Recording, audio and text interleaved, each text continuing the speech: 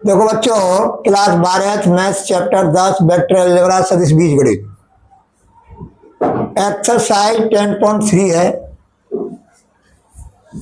इसका जो है प्रश्न नंबर 15 है, 14 तक हमने बता दिए थे। अब प्रश्न नंबर 15 में बता रहा हूं। तो क्या है बेटा, समझो। ए बी सी, पहले चित्र बनाओ, त्रिभुज बनाओ। A B C, A B C. अब इसके निर्देशांक हैं तुम्हारे, पोजीशन वेक्टर हैं ये 1, 2, 3। ये मैंने जो है, ये ए है, ए है, ए के पोजीशन वेक्टर हैं, ये बी के पोजीशन वेक्टर हैं और ये सी के पोजीशन वेक्टर हैं। इनसे पोजीशन वेक्टर बन जाएगा। अब ये है तुम्हारा बी है -1, 0, 0। सी है तुम्हारा 0, 1, 2। अब कह रहा है कि कौन, अब पूछा जा रहा है इसमें प्रश्न में कि कौन ए बी सी, कौन ए बी सी, यानी ये कौन पूछा जा रहा है। ज्ञात कीजिए कौन ए बी सी सदिश बी ए वेक्टर एवं बी सी वेक्टर के बीच का कौन है। बी ए और बी सी के बीच का कौन है, कौन ए बी सी, कौन ए बी सी। अब मैं मान लेता हूं, माना कौन ए बी सी, कौन ए बी सी बराबर थीटा, थीटा ये मैंने मान लिया। अब क्या करेंगे हम, तो बी ए वेक्टर निकालेंगे और बी सी वेक्टर निकालेंगे। तो B A vector is equal to position vector of A minus position vector of B. हम पहले यहां से चलते हैं, position vector of A minus position vector of B. अब ये है तुम्हारा position vector of A, I packet plus 2j packet plus 3k packet.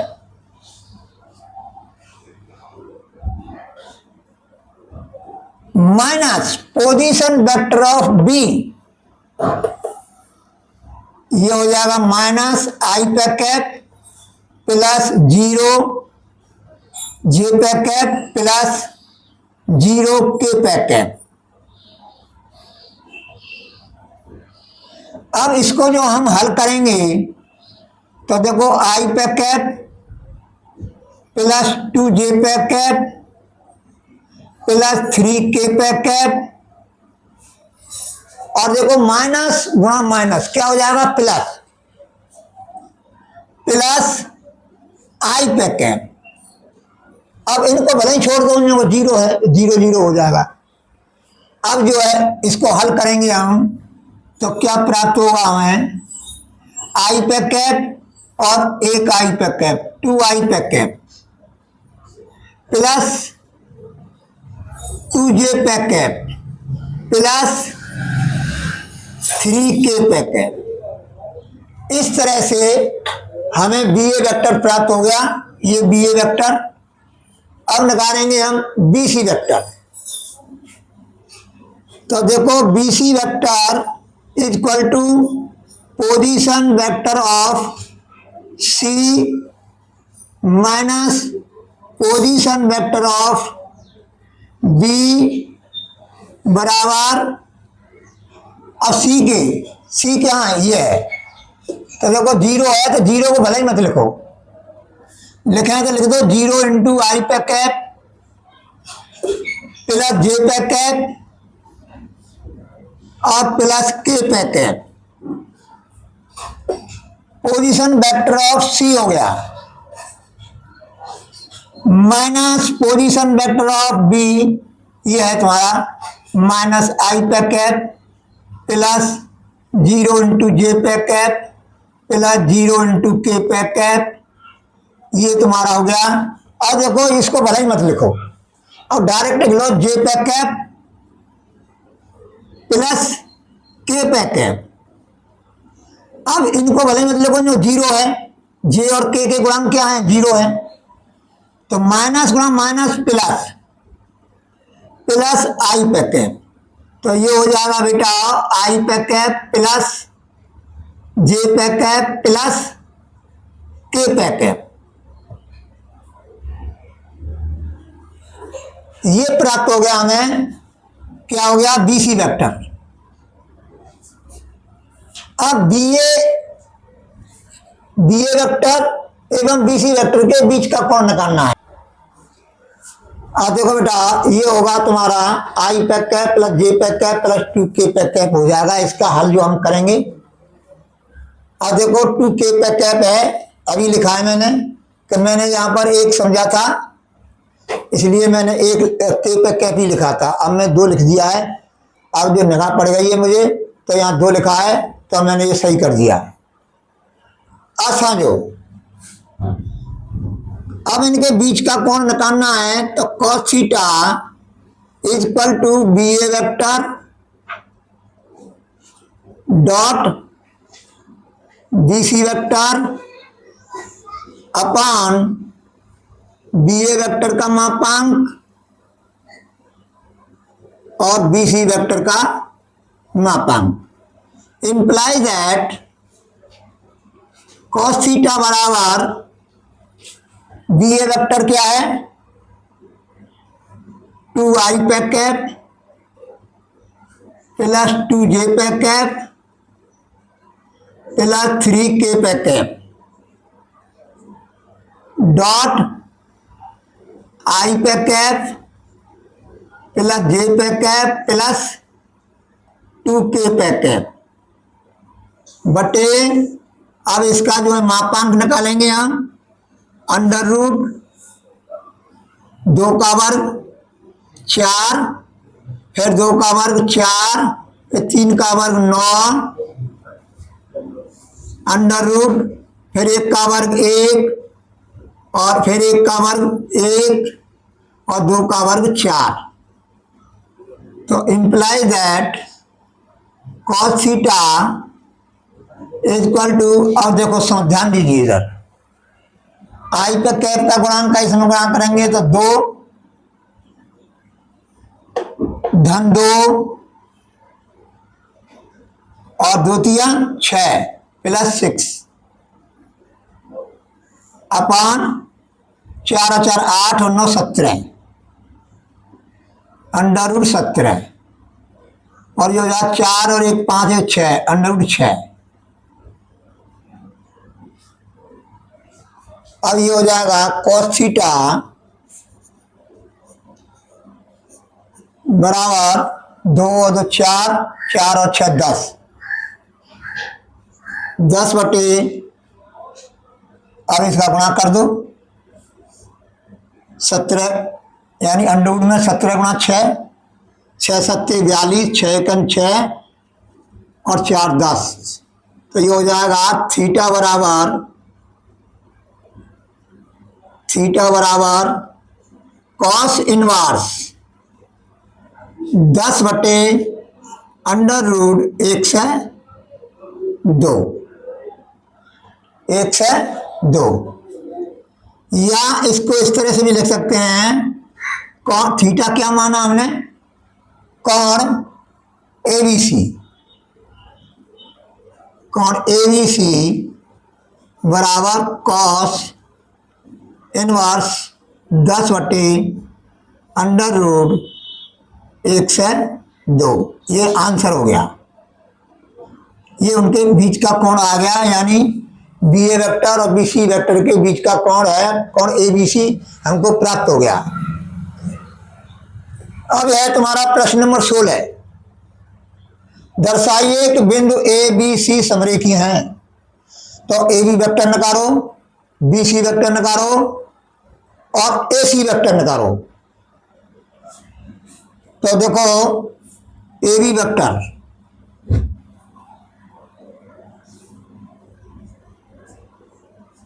A B vector is equal to position vector of B minus position vector of A बराबर क्या हो जाएगा, क्या होगा, ए बी वेक्टर निकालो पहले। तो position vector of B minus position vector of A. तो देखो पोजीशन वेक्टर ऑफ बी क्या होगा, देखो 2i पे कैप प्लस 6j पे कैप प्लस 3k पे कैप, 3k पे cap minus position vector of A. तो I position vector of A minus कोष्टक में आई पे कैप प्लस 2j पे कैप प्लस 7k पे कैप। अब इसको जो हम हल करेंगे, अब डायरेक्ट हल कर लो। देखो 2i पे कैप है, ये माइनस का i पे कैप होगा तो i पे कैप बन जाएगा। 6j पे कैप है, ये माइनस के 2j पे कैप हो जाएगा, कोष्टक खोलेंगे तो प्लस 4j पे कैप। अब प्लस के 3k पे कैप है, ये माइनस के 7k पे कैप हो जाएंगे। तो माइनस 7k पे कैप में से प्लस के 3k पे कैप गए तो माइनस का बचेगा 4k पे कैप। अब क्या करेंगे हम, A C vector, A C vector, A B vector, A B vector B C vector और निकालो। A C vector, A B vector और ए सी वेक्टर। चलो ए सी वेक्टर निकाल लो। तो पोजीशन वेक्टर ऑफ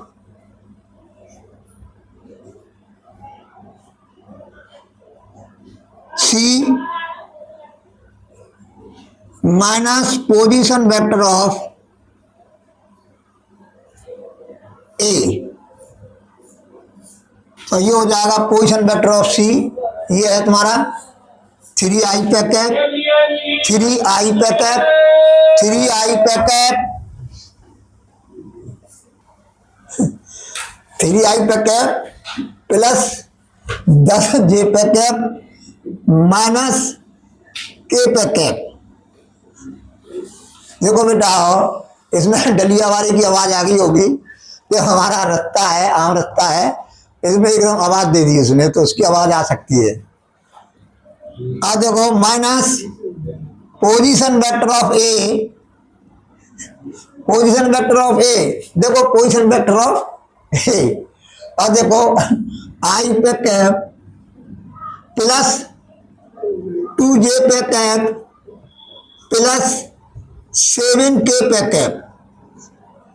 अब देखो 3i पे कैप है और जो i पे कैप है तो ये हो जाएगा 2i पे कैप, 2i पे कैप हो गया। अब 10j पे कैप है और ये माइनस के 2j पे कैप हो जाएंगे तो 8j पे कैप हो जाएगा। अब माइनस k पे कैप है और ये माइनस 7k पे कैप बन जाएगा तो माइनस के 8k पे कैप। अब जो है हम इसमें से 2 कॉमन ले लेंगे तो ये हो जाएगा आई पे कैप प्लस 4j पे कैप माइनस 4k पे कैप। ये क्या है, बराबर 2। अब ये क्या है, कौन सा वेक्टर है, अब ये है तुम्हारा A B vector. A B vector बनना है, इस जगह पर मैं ए बी वेक्टर रखूंगा। ये क्या है, ए बी वेक्टर है, तो ये हो जाएगा 2ab वेक्टर। अब समरेख के लिए हमने कंडीशन आपको बताई थी कि दो सदिश हाँ ए वेक्टर और बी वेक्टर हैं और दोनों सदिश जो हैं समरेख हैं, तो ये फॉर्मूला लगेगा ए बराबर लैम्डा बी वेक्टर या बी वेक्टर बराबर लैम्डा ए वेक्टर। लैम्डा क्या है? कोई अचर राशि है। क्या है? कोई अचर राशि है। वो पॉजिटिव हो सकती है या नेगेटिव हो सकती है। तो देखो ये हो गया तुम्हारा AC वेक्टर बराबर 2AB वेक्टर। AB वेक्टर जो कि AC वेक्टर बराबर लैम्डा ए वेक्टर के रूप का है।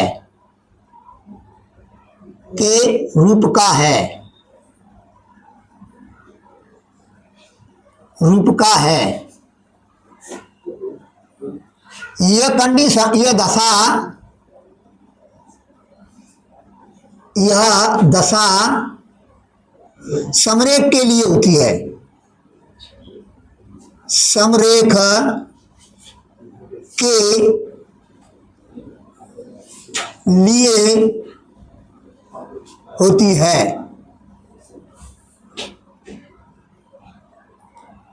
यह दशा समरेख के लिए होती है। अतः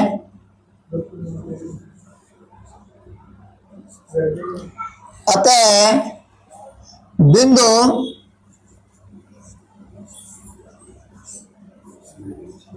ए बी तथा सी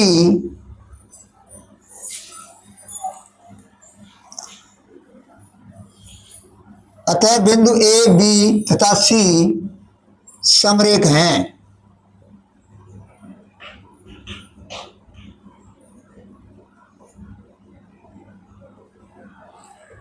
अब समरेख किसे कहते हैं? समरेख का मतलब समझो। समरेख का मतलब होता है कि ये समझो समरेख की परिभाषा, डेफिनेशन, तीन या तीन से अधिक बिंदु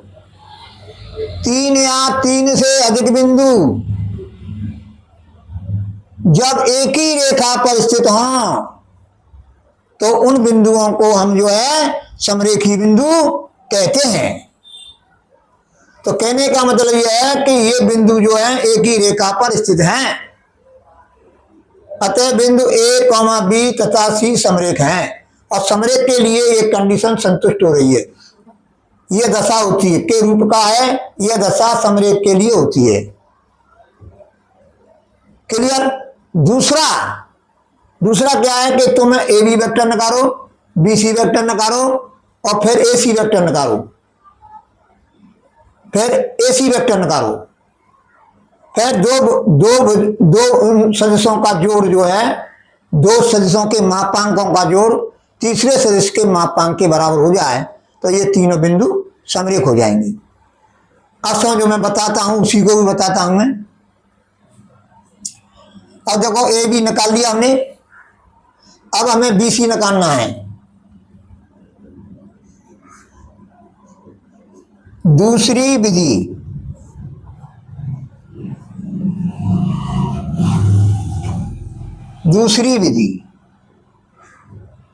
अब देखो AB वेक्टर का मापांक निकालो। चाहे AB वेक्टर का मापांक भले मत निकालो, ये निकाल लो। BC वेक्टर निकालो। BC वेक्टर बराबर position vector of C, position vector of C minus position vector of B बराबर C क्या है? 3i पे कैप प्लस 10j पे कैप माइनस k पे कैप। अब position vector of B, B क्या ये है, पोजीशन वेक्टर ऑफ बी ये है तुम्हारा, तो ये हो जाएगा -2i पे कैप और +6j पे कैप और +3k पे कैप। अब इसको जो हल करेंगे हम, तो 3i पे कैप में से 2i पे कैप गया तो i पे कैप, 10j पे कैप, ये -6j पे कैप बन जाएंगे, तो +4j पे कैप। अब -k पे कैप है, ये -3k पे कैप है, तो -k बन जाएंगे 4k पे कैप। अब समझो, अब ध्यान दीजिएगा, आई पे कैप, देखो इन दोनों का जोड़, यानी A B vector plus B C vector equal to होगा 2i पे कैप, 2i पे कैप, 4 और 4 8 हो जाएगा, +8j पे कैप, और फिर क्या होगा -8k पे कैप। अब ये क्या है, अब ये चीज जो है क्या है, एसी वेक्टर है, क्या ये एसी वेक्टर। अब ये एसी वेक्टर है, तो ये हो गया तुम्हारा A B vector plus B C vector बराबर ए सी वेक्टर। यानी इसका क्या मतलब है, इसका मतलब ये है कि ये कोई वेक्टर है, ये वेक्टर है, ये सदिश है, और इस पर ये कोई वो है। अब देखो ये ए है, ये तुम्हारी बी है, और ये तुम्हारा सी है। अब इसके निर्देशांक क्या हैं, यानी इसके जो है पोजीशन वेक्टर क्या बनेगा, ये निर्देशांक ही हैं, घटक हैं, ये जो है अदिश घटक बोलेंगे इनको, क्या बोलेंगे, अदिश घटक। अब है तुम्हारा 1 2 7, और इसको बोलेंगे हम 2 6 3, और सी है तुम्हारा 3, 10, 1। तो ये क्या है, A B vector B C vector, ये ए सी वेक्टर के बराबर हो रहा है। यहां से क्लियर स्पष्ट हो रहा है। अब देखो ये तीनों बिंदु क्या हैं, समरेखी हो गए, क्या हो गए, समरेखीय। अतः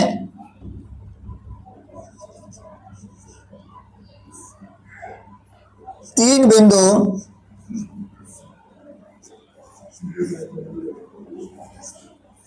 ए बी सी समरेखीय हैं।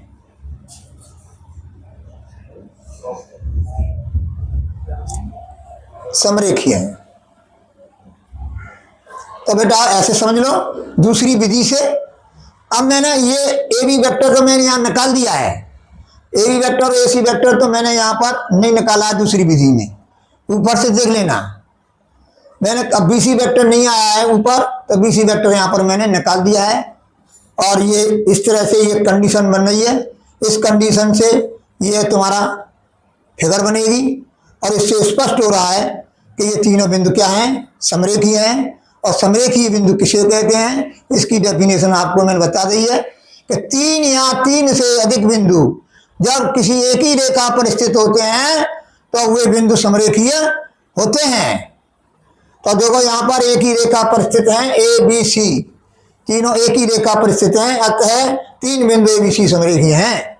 चाहे इस विधि से कर लेना, चाहे इस विधि से हल कर लेना, दोनों विधि जो है उचित हैं। अब बेटा इसको उतार लो, अब जो नेक्स्ट सवाल में जो है अभी कराऊंगा।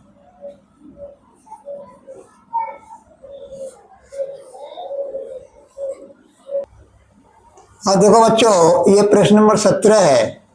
ये बिंदु, 3 बिंदु दिए हुए हैं और ये हमें सिद्ध दर्शाना है कि ये 3 बिंदु जो है समकोण त्रिभुज के शीर्ष हैं। तो हम क्या करेंगे, माना 3 बिंदु, हमने ये मान लेंगे, इसको ए बिंदु, इसको बी बिंदु और इसको हम सी बिंदु मान लेंगे। तो ये दिए हुए हैं, क्या है, दिए हुए हैं। माना क्यों लिखा है मैंने कि ये बिंदु हमने माने हैं अपनी तरफ से, इसलिए मैंने माना लिख दिया है। अब ए बी वेक्टर निकालेंगे हम, तो position vector of B minus position vector of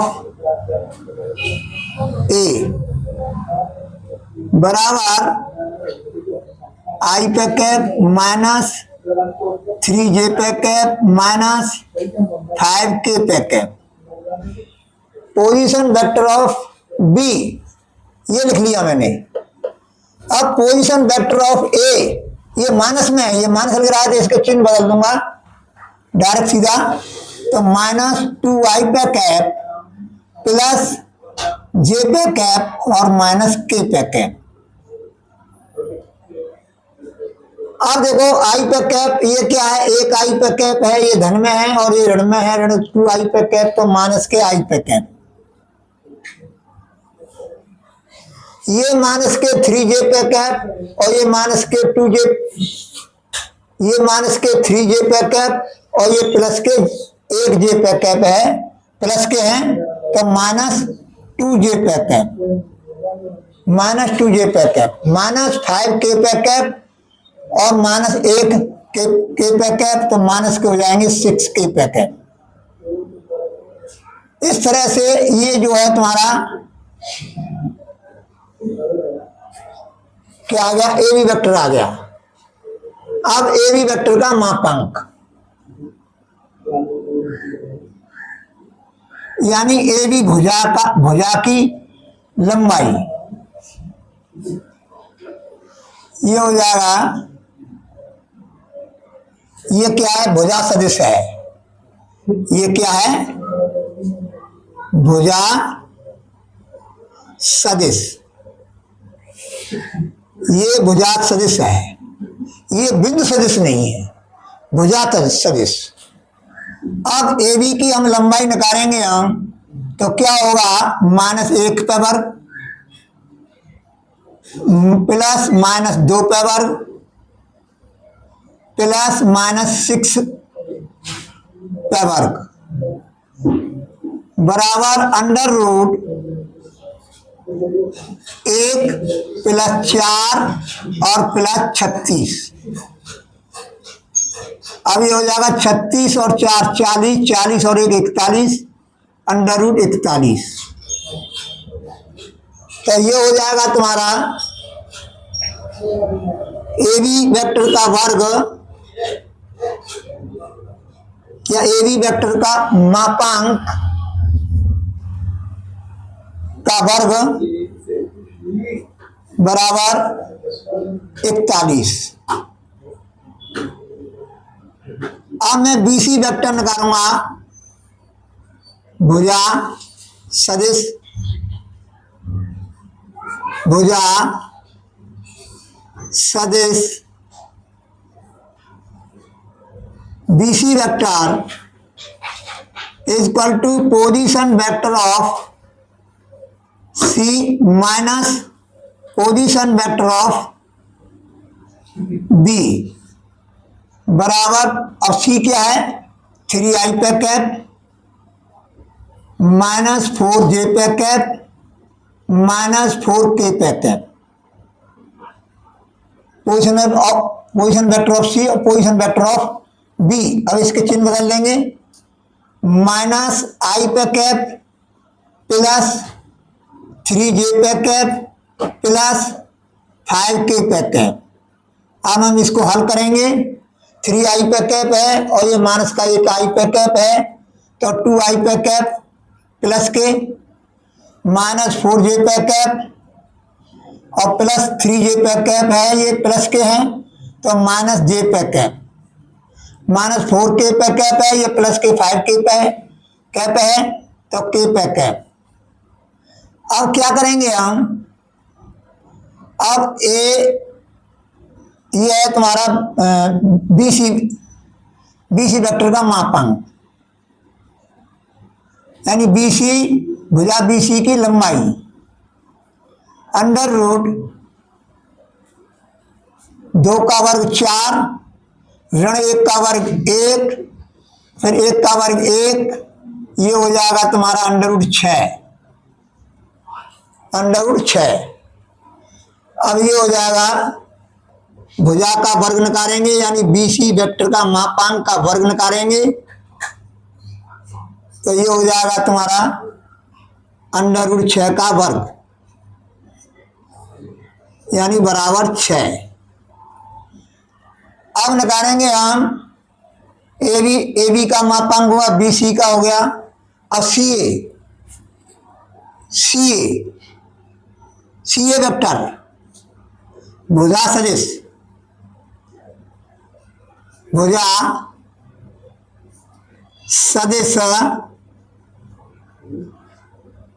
C A vector is equal to position vector of A minus position vector of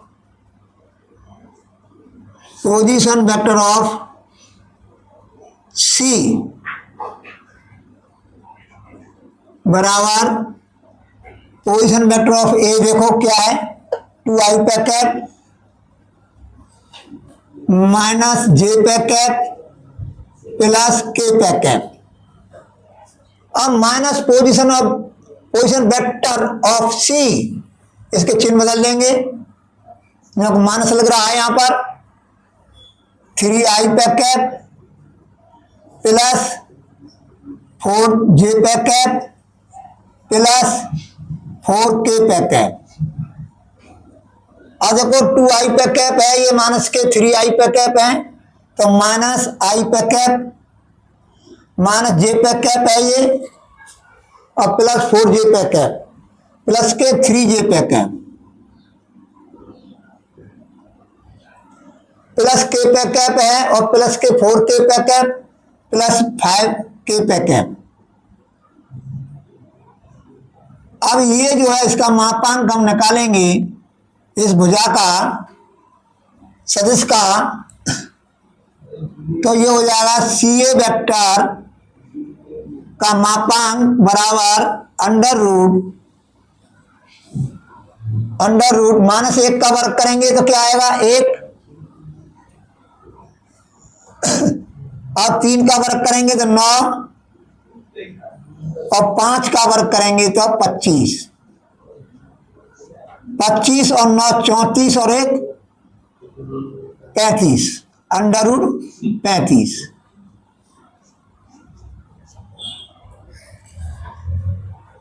अब देखो ये -1 का वर्ग करेंगे, आई पे कैप का गुणांक क्या है, -1 है, तो -1 का वर्ग करेंगे 1, जे पे कैप का गुणांक कितना है, -3 है, -3 का वर्ग करेंगे 9 प्लस के पे कैप के गुणांक का वर्ग, तो ये हो जाएगा प्लस 25। अब इनको हल करेंगे तो अंडर रूट हो जाएगा 35। अब क्या है, सी ए वेक्टर का मापांक का वर्ग, सी ए वेक्टर के मापांक का वर्ग बराबर क्या हो जाएगा, अंडर रूट 35 का वर्ग हो जाएगा,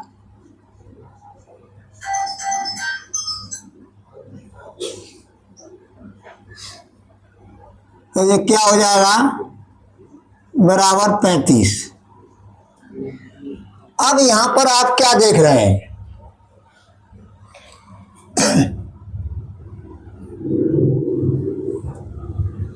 अब यहां पर क्या देख रहे हैं,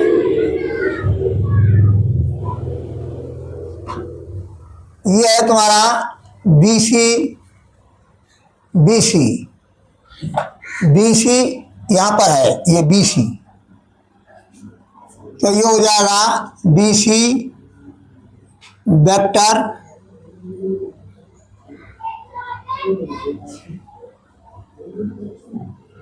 BC वेक्टर के मापांक का वर्ग प्लस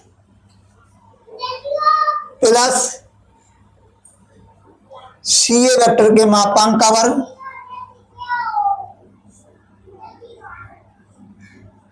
बराबर 6 + 35 बराबर 41।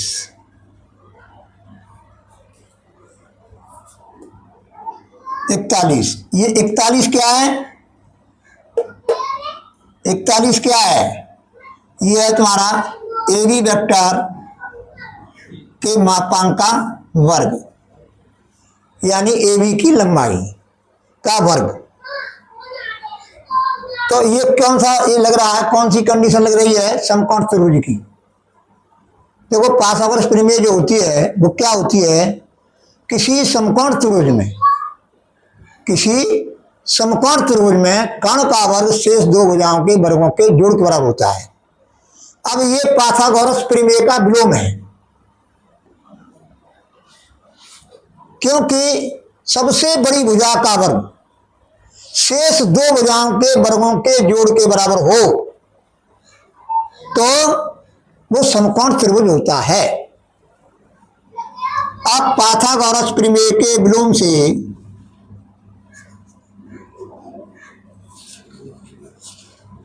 पाइथागोरस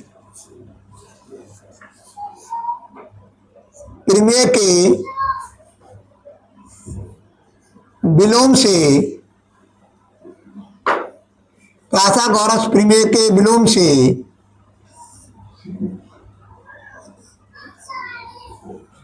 दिए हुए बिंदु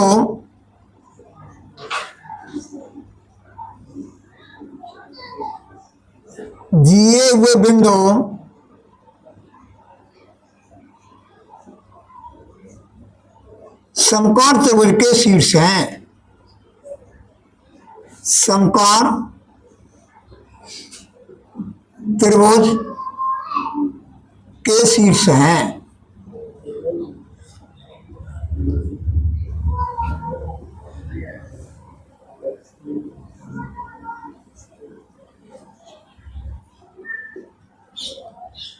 पाइथागोरस प्रमेय के विलोम से दिए हुए बिंदु समकोण त्रिभुज के शीर्ष है। पाइथागोरस प्रमेय का विलोम है, क्योंकि हमको मालूम नहीं है समकोण त्रिभुज है, ये हमें सिद्ध करना है कि ये समकोण त्रिभुज के शीर्ष है।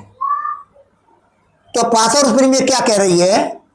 क्या कहती है कि किसी समकोण त्रिभुज में कर्ण का वर्ग शेष दो भुजाओं के वर्गों के जोड़ के बराबर होता है।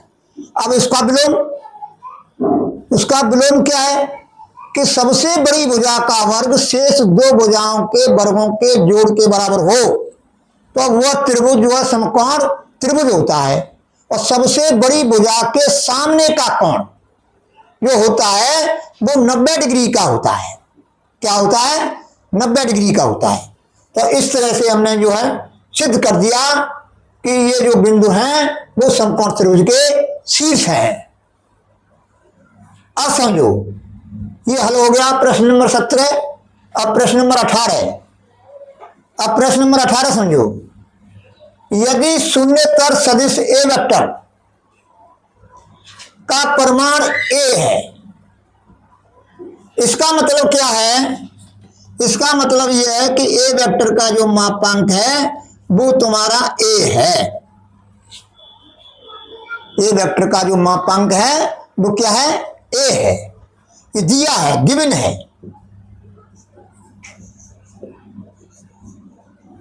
गिवन। और लैम्डा एक शून्यतर अदिश है जो शून्य नहीं है।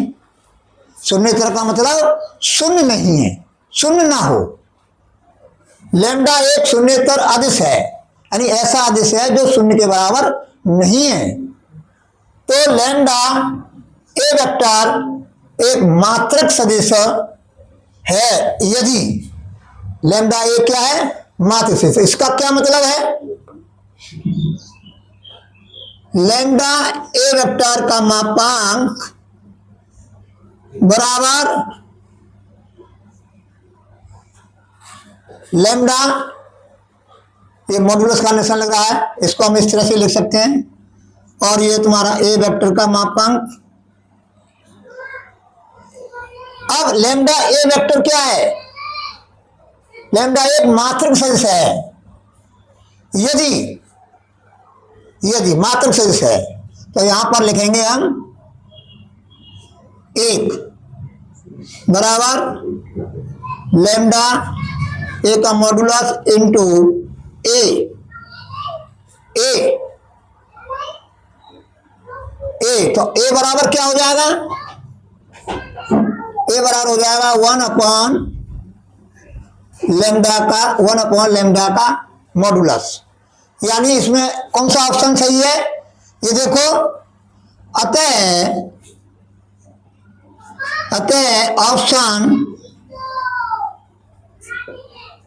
ऑप्शन डी सही है।